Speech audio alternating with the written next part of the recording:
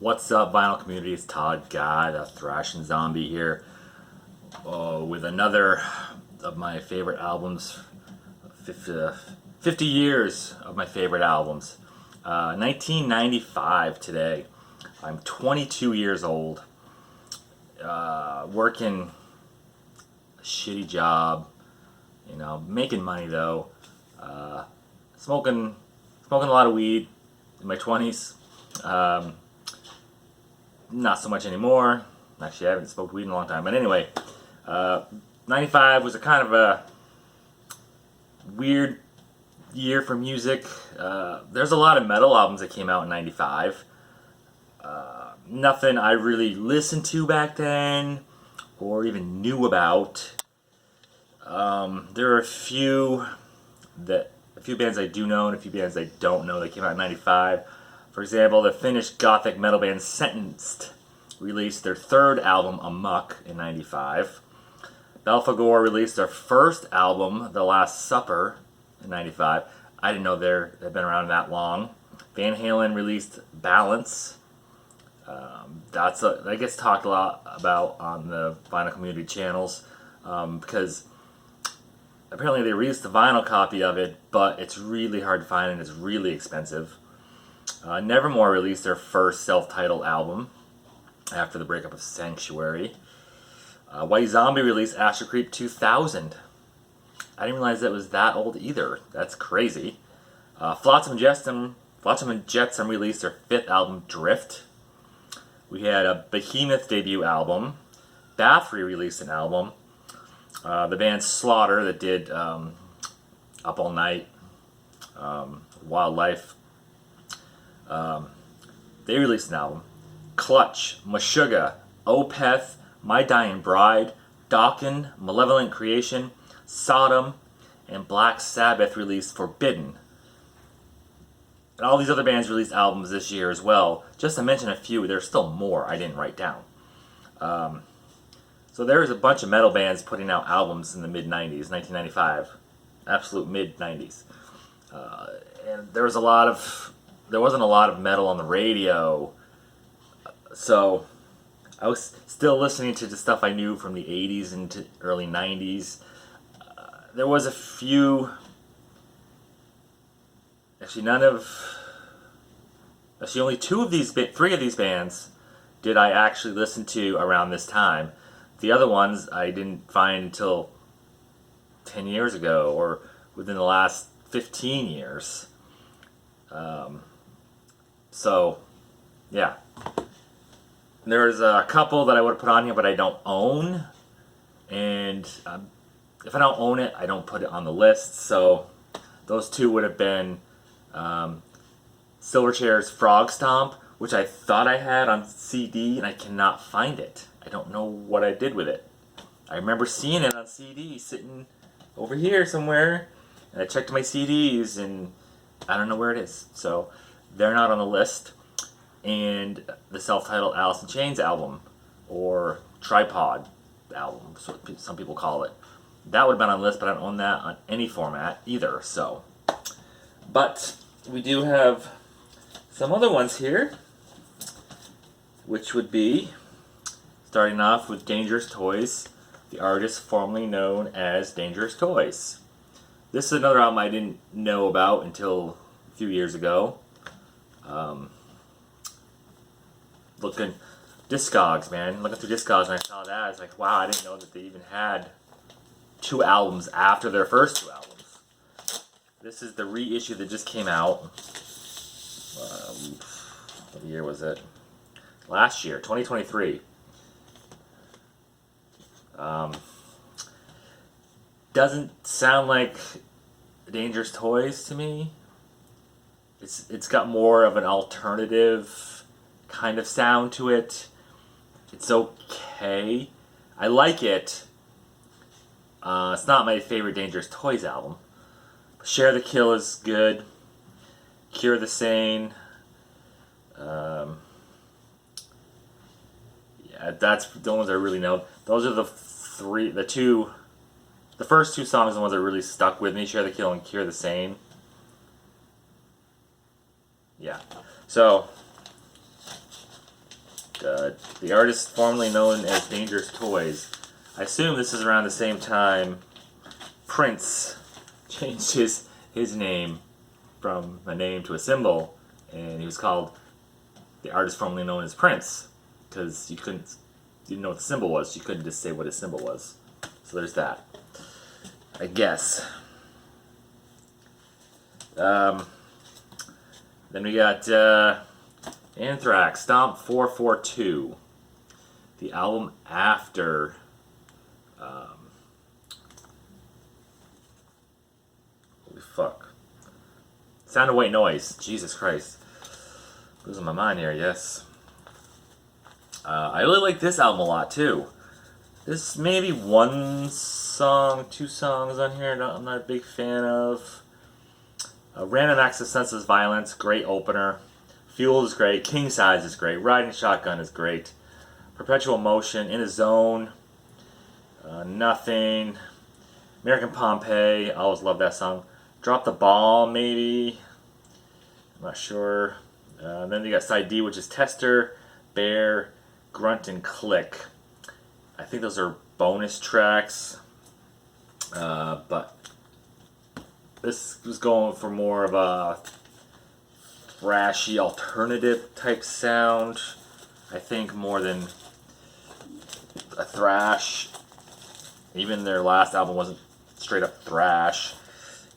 It was more of a thrashy alternative. I mean,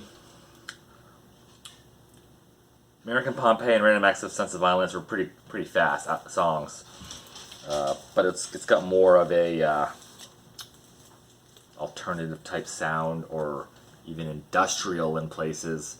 But I really do like this album too. Much better than Volume 8, The Threat Is Real, which I think is pure crap, except for like maybe 3 songs. I didn't like it much. So that will not be on any list. At the Gates, Slaughter of the Soul. It's another band I didn't get into until just the last 20, 15 years. Wasn't a huge fan, like I mentioned many times in past however many videos I've done of this. Any kind of death metal, even melodic death metal, which is what these guys are considered. Brutal death metal. I wasn't really into any of that in the 80s and 90s, and even into the early 2000s. But also within the last 10 years probably, I've been getting more and more into death metal and older death metal, and realizing, okay, this is actually really good, and there's a lot of substance to these albums and these songs, not just, bullshit. It's not just noise and them fucking singing nonsense words, which I never thought that anyway, but a lot of people did. My issue with death metal is you can't understand the lyrics in some bands, but that's what the lyric sheets are for. So, Blinded by Fear, the title track's great. Into the Dead Sky. I love Suicide Nation. World of Lies, Nausea. We Are Blind to the Worlds Within Us, Waiting to Be Born. This is just a great album, in my opinion. Oh yeah. So, yeah. I haven't been able to get into any other albums.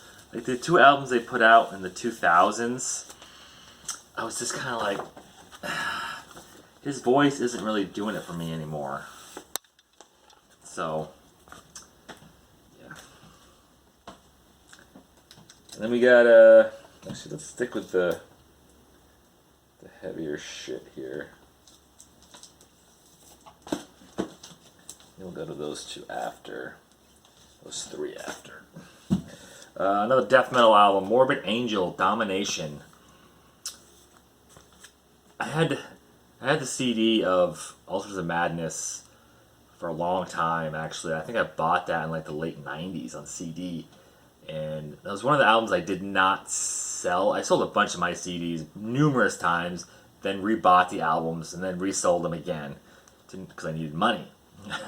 So I bought these albums sometimes 3-4 times, because I would sell my entire CD collection and then just rebuy them.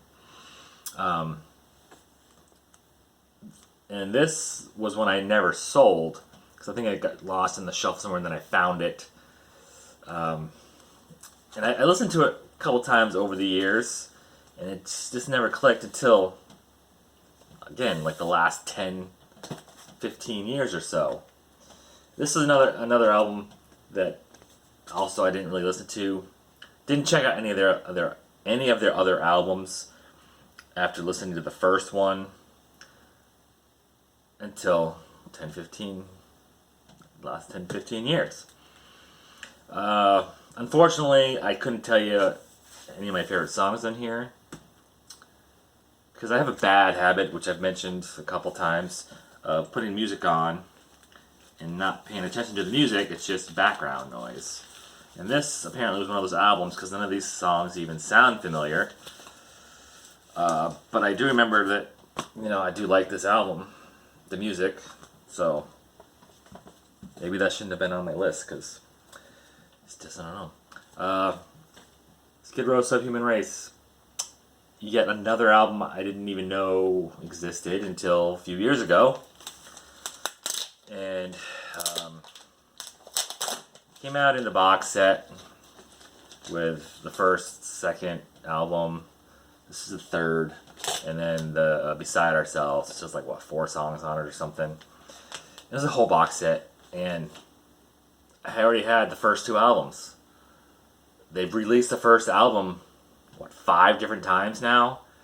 And the second one came out on Record Store Day. Was it Record Store Day or... No, it was Record Store Day a few years back.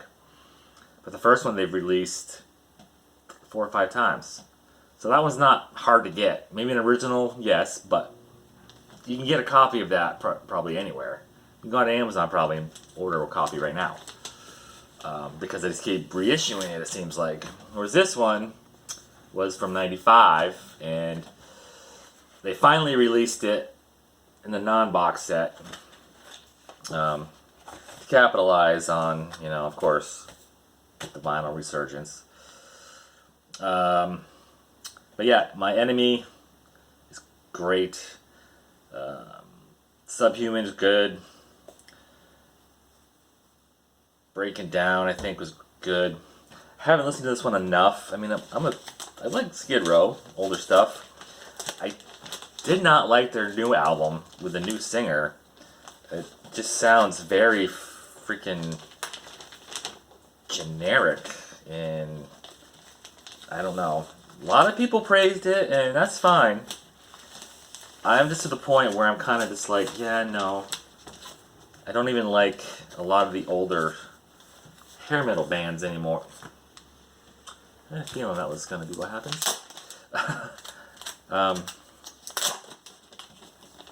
Like Motley Crue, I can't really listen to them. If they come on the radio, I won't change the channel. But I won't go and listen to a Motley Crue album. A lot of people love Motley Crue. Same with Rat and Dokken. These are the 3 ones that started it all, basically, or were around at the beginning. And Skid Row. And I just was never a huge Rat fan. The hits, yes, I had their cassette of what was it, 1981 to 91, something like that. It was 10 years of hits. I had that. It was just the hits. Totally fine with that. The deeper cuts, I don't give a shit. Motley Crue, same kind of thing. But neither one of those bands will I go and listen to. Dokken, same way, except for Back for the Attack. For Motley Crue and Rat, I have no album that I like out of all the others. For a while, I did love Detonator by Rat. I had a copy of that, and I listened to it, and I said, this just isn't doing it for me. And I traded it for something else with another VCer a few years back. So, but Skid Row is one of those ones that they had 3 good albums, and then after that, Sebastian left and kind of just said, fuck it, I don't want to listen to them anymore. Then we got Symbolic by Death. Yes, it's a vinyl copy of Symbolic. It's a reissue on white. I bought this through Revolver. They're not the ones that actually put it out. It's by Metal Blade, and I think that's why this one has not been released along with all the others in the different colors, like this the spin wheel, splatter vinyl and shit. Because I think Metal Blade's being pricks about it. I assume, or something. I don't know. They own the copyright to this, I guess. But this is a reissue from 2014. And I guess Revolver had some copies or something. I don't really know. Finding other Death albums after just listening to Spiritual Healing forever and ever and not looking for anything else, and then hearing everything else by them, I was just amazed at why I didn't go looking for anything else. Because all their albums are fucking amazing.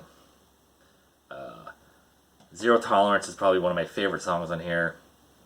Thousand Eyes. Crystal Mountain, of course. Perennial Quest. Amazing. And I think this is the one, or was it Individual Thought Patterns, where the bass was kind of high in the mix and you can kind of hear all the bass. But yeah, Symbolic. Just a great album. And we'll get into some more mellower stuff here. Still rock. 783 American Standard. This came out a few years ago on Record Store Day as well. They had black copy, 800 black copies, and was it 100 or 200? I think there's 1,000 copies total. I think there's 200 yellow copies floating around out there. I thought this was going to go up in price, but they're not as big as band as I thought they were. The yellow's gone up quite a bit in price from what I noticed. This, not so much, but it's fine, because I love this album. I went and bought did I have the cassette or the CD? I think it was probably a cassette. 95, I don't think I had a CD player in my car yet. I probably had the cassette. Because I heard Cumbersome and Water's Edge on the radio and videos on MTV. But, they have Devil Boy, which is great. My. I think that was a hit as well. Headstrong. Punch In, Punch Out. Favorite Dog. So I have this on vinyl, CD, and cassette. So I can listen to it anywhere. I love this album. And then we got Collective Souls self-titled album.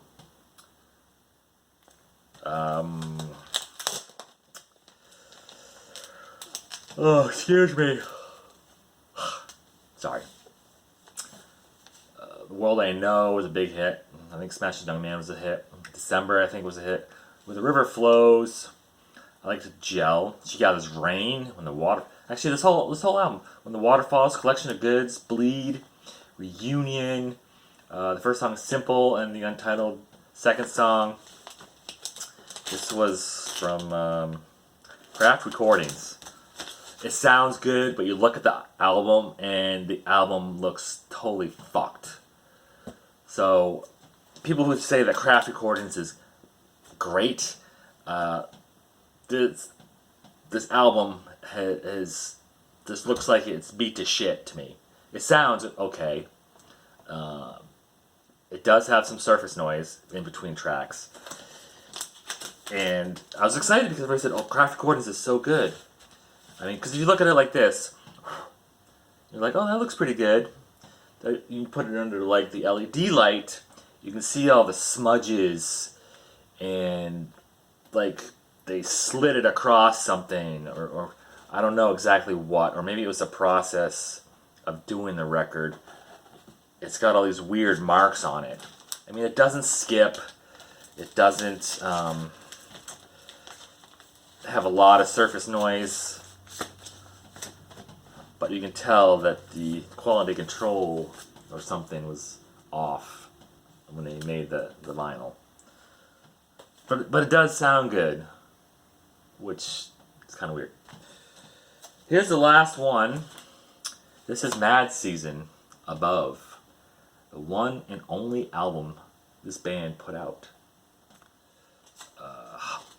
Is it highly sought after? I don't know. I mean, I can't remember if they had an original vinyl of this. Possibly, because I think something was. I think there was, and it goes for a couple $100. I think, because it's got the. What does it say? It doesn't say on here. It's got Lane Staley from Alice in Chains as a singer. Somebody from Pearl Jam. Somebody from Smashing Pumpkins, not Pumpkins, Screaming Trees, and some other guy I don't know. So it's a bunch of grunge guys making this album. But it's, I can't say how to, I can't explain what this sounds like. It's like Alice in Chains meets Pearl Jam meets Screaming Trees. That's basically what it is. But it's very mellow. It doesn't have the Alice in Chains crunch to it. Yeah, if you've heard this, you know that what it sounds like. I can't really say what I love on here because I haven't listened to it enough. I should really listen to it more. But yeah, Mad Season, Above. And that's it. I tried to do less time, but I talked about shit I shouldn't have. Maybe I'll cut it down. Who knows? Maybe I'll just leave it in. I don't usually do edits. I do edits for the beginning and the ending, and that's about it. So, and if I have to stop it for something, that's it. I don't take shit out. You can always fast forward it if you don't like it. So, if you like this video, like it. If you're not subscribed, subscribe. Or don't. Whatever. Until next time, rock on.